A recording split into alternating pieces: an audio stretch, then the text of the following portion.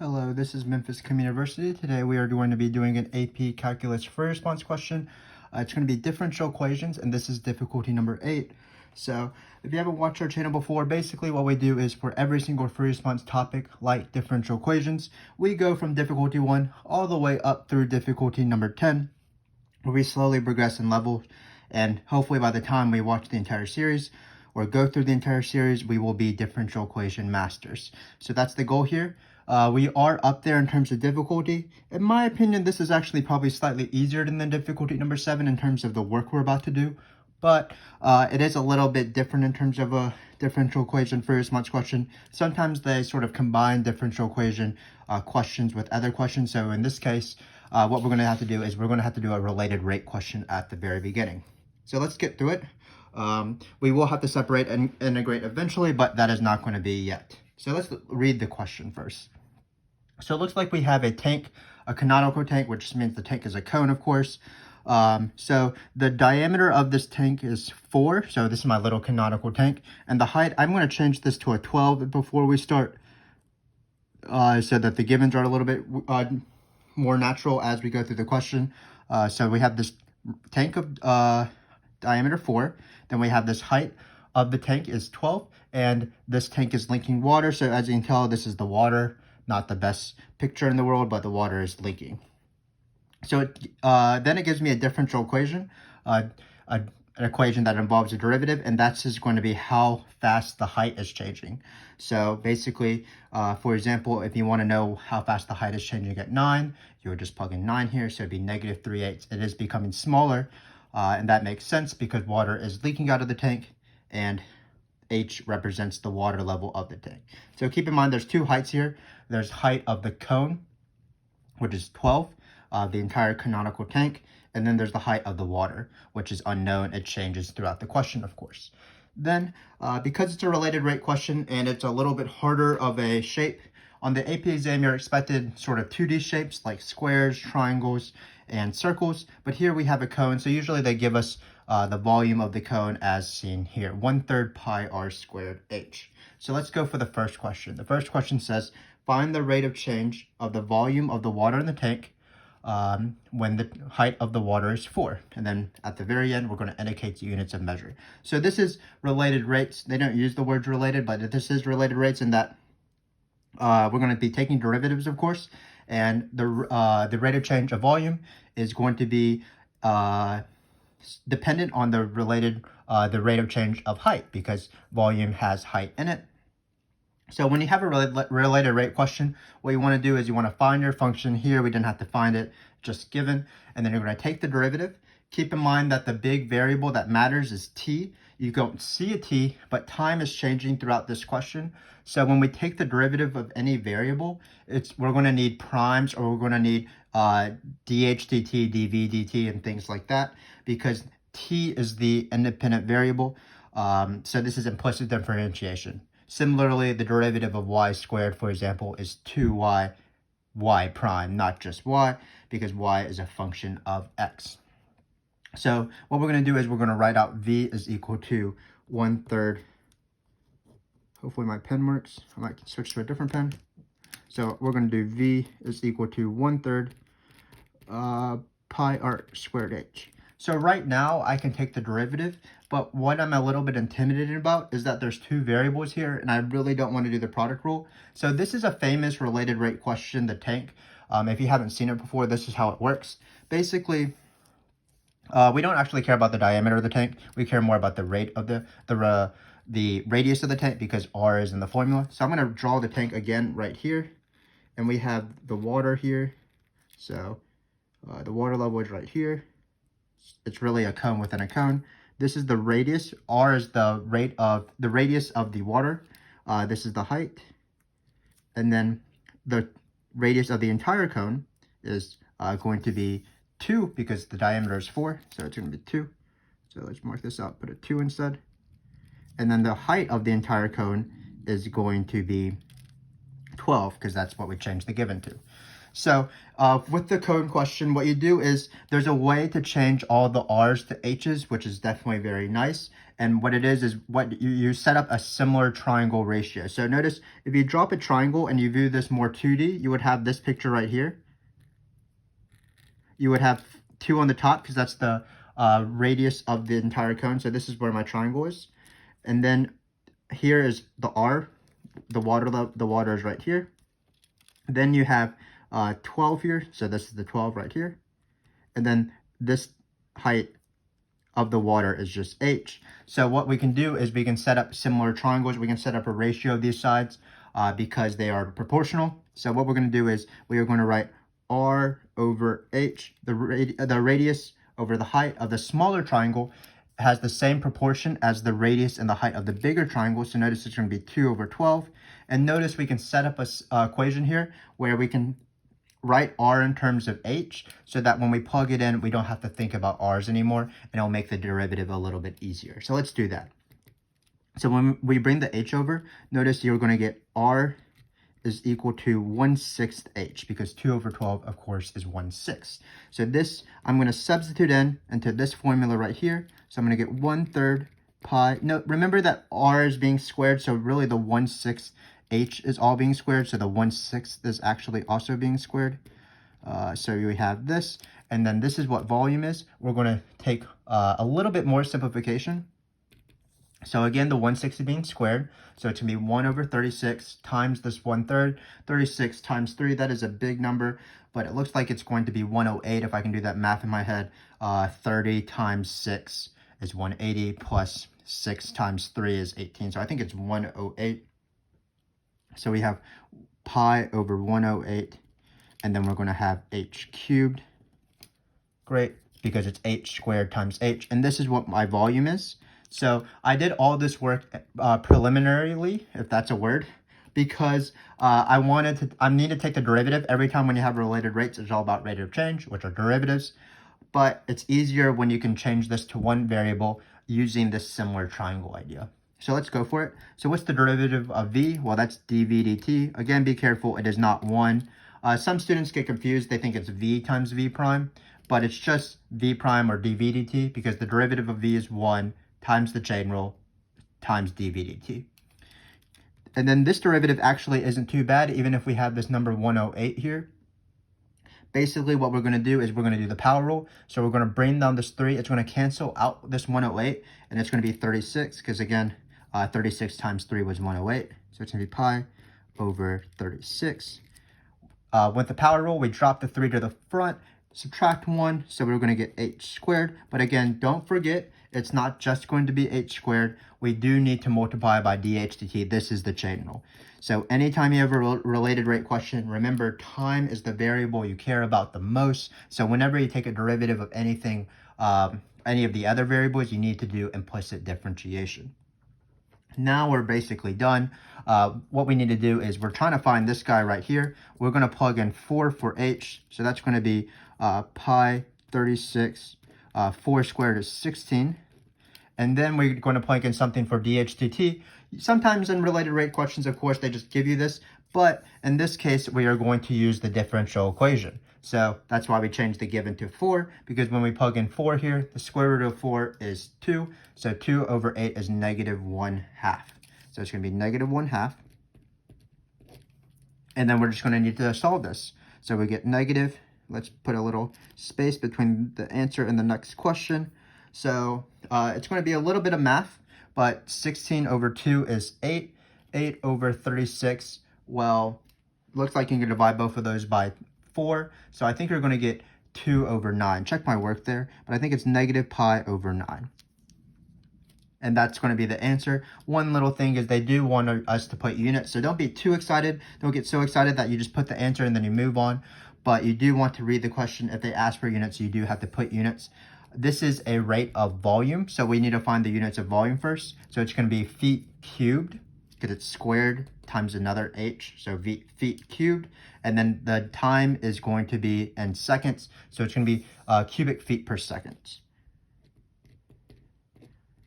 So this is my answer, negative pi, I think it's negative 2 pi, I forgot the 2, because when it was 8 over 36. 8 over 36 divided each one by 4. That's negative 2 pi. So it's negative 2 pi over 9 is the answer. So again, basically what happened is they're combining a differential equation for response question with a related rate, where when we had to go for h prime or dh dt, that was governed by the differential equation.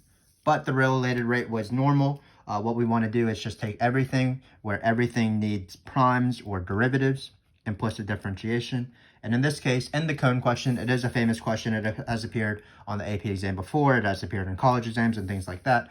It's one of the typical examples in textbooks. You have two variables here, and you can use similar triangles to make these two variables one variable using a proportion. And then we just took the derivative, plugged in things that are necessary. Makes sense that the volume is negative because the water level is going down. So that was our related rate question.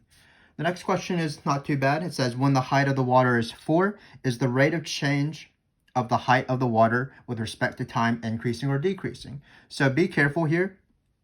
They're not asking whether the height is increasing or decreasing. They are asking whether the rate of change of the height is increasing or decreasing.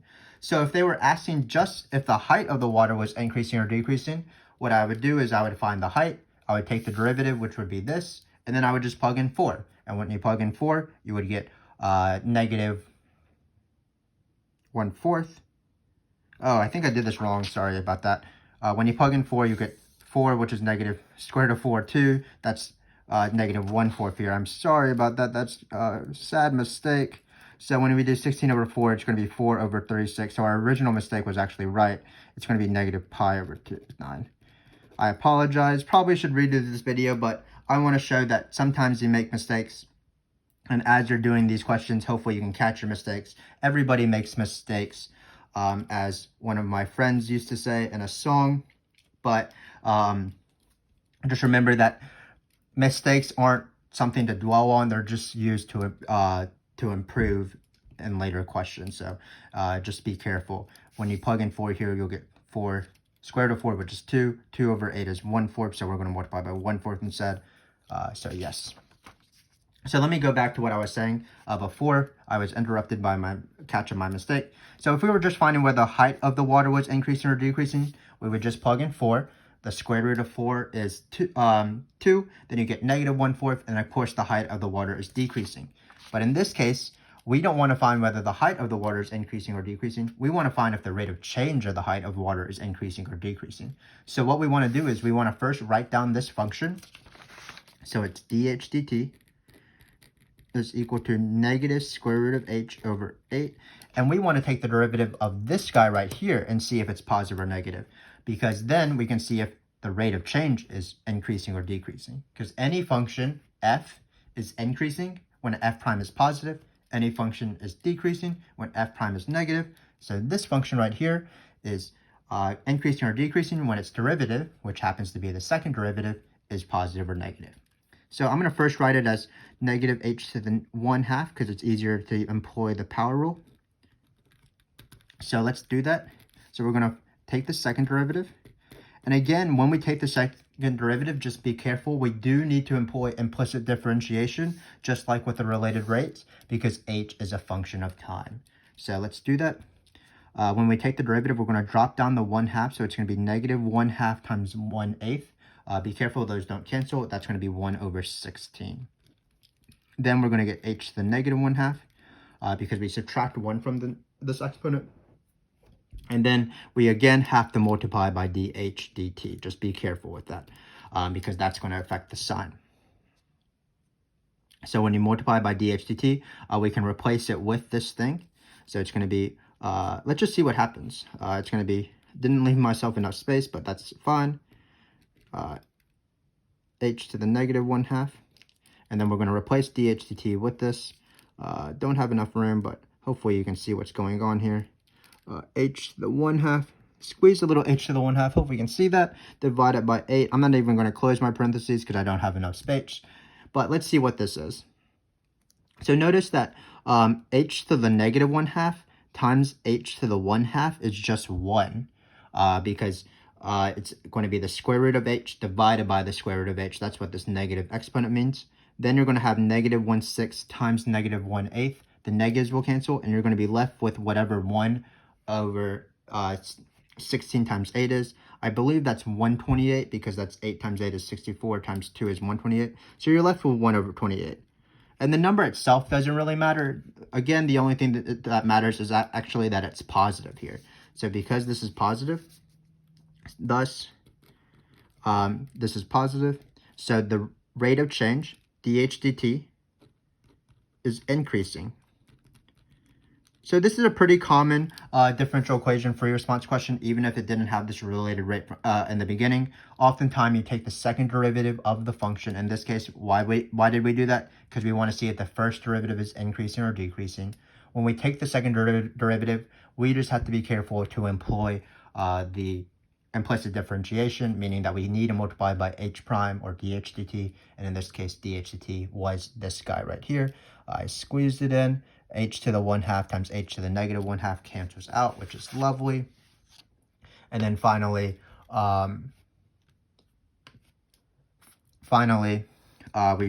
they canceled out. We found this number. The actual number didn't really matter. It just mattered that it was positive, which was great, because if it's positive, that means this rate of change of the height is increasing. So in both of these questions, they weren't too bad. This one required a little bit of tricks with similar triangles, but by far the most important thing, and the thing that I believe students would miss the most, is just remembering to implicitly differentiate in both of these questions. Here we had to multiply by dH dt when we took the derivative after the power rule, and the same thing is true in this case. When we employed the power rule, we did have to multiply by dH dt. So just be careful with that. It is a very easy thing to mess up, and it does appear on these differential equation free response questions. But we are going to go to the back, because the back is where all the fun is. Of course, we had fun on the front, but I'm talking about even more fun. This is separation of variables. This is separate and integrate. This is the big bulk of this free response question. As you might know, the separate and integrate part of the differential equation free response question is worth over half of the entire free response. So what we're going to do is we're going to rewrite dH dt is equal to negative root h over 8. So we have dH dt is equal to negative root h over 8. And then we're going to simplify this. We're going to do separate and integrate, and we're going to solve for h. So the first step is to separate. Remember, I like to always keep things like negative 1/8 or negative 8, the constant on the right side, because that's my t side. So what I'm going to do is I'm just going to multiply this dt over, and then I'm going to divide by root h, keeping the negative also on this side. So I'm going to have a negative 1/8 here, and then I'm going to bring this root h to the other side. So this is the separation of variable step. This is the separate step. All my h's are on the left side, and all my t's are on the right side. Now we're ready for integrating both sides.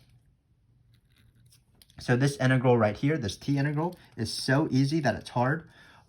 What's the integral of, for example, 5? It's just 5x plus c. In this case, we have negative 1/8 dt. So what's the integral of that? Well, it's just going to be negative 1/8 t. We might as well, as we're here, remember the most important step in separate and integrate. That's, of course, plus c. This integral is a little bit trickier, but just like with the derivative of square roots, oftentimes, or basically every time, I like to change all these square roots and fractional things into a exponent. So this is the same thing as h to the negative 1/2 times dh. Be careful. Some students are under the impression that all integrals with fractions are ln. That is not the case. If there was no square root here, it would be ln, because ln is for fractions, where the bottom is a linear term, but here it's a square root term, or to the negative 1/2. So what we're going to do is we're going to, of course, employ the power rule for integration, just like we did the power rule for derivatives on this step. So, and what we're going to do is we're going to add 1. So it's going to be h to the 1/2, because negative 1/2 plus 1 is, of course, 1/2. Then we're going to flip our new exponent. So, or the same thing as multiply by the reciprocal of this exponent. So it's going to be times 2. So this is my step. This is my separate and integrate. I separated each of the variables so that they're on different sides of the equation. Then I integrated here. In this question, no use subs.